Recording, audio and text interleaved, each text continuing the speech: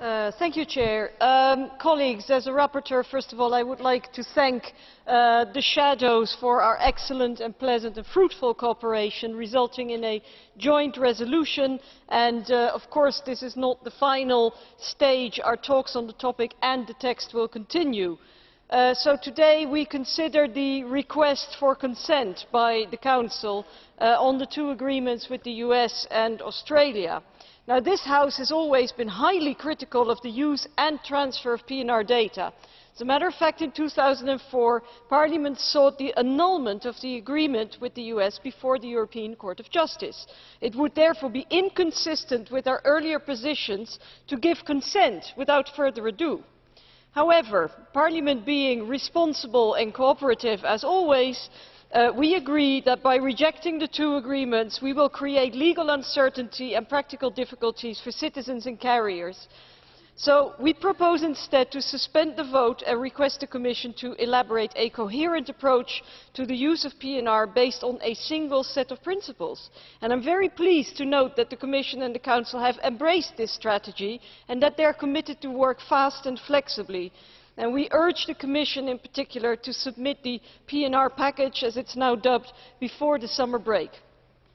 Such a coherent single approach seems the pragmatic option when more and more countries are requiring the transfer of passenger data.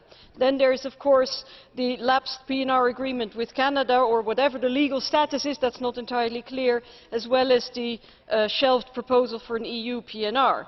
This draft resolution sets out a number of basic principles, minimum requirements for the PNR package, and they are, as it were, our conditions for consent.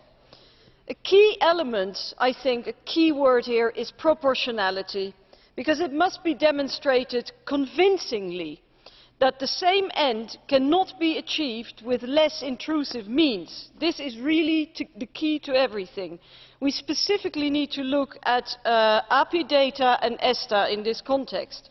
We need, for example, to distinguish very clearly between the massive collection and use of data of all passengers for the purpose of automated searches, such as profiling and data mining, on the one hand, and on the other hand, targeted searches for known suspects, identifying people who are, for example, on a no-fly or a watch list. That's something completely different. We need to distinguish very carefully.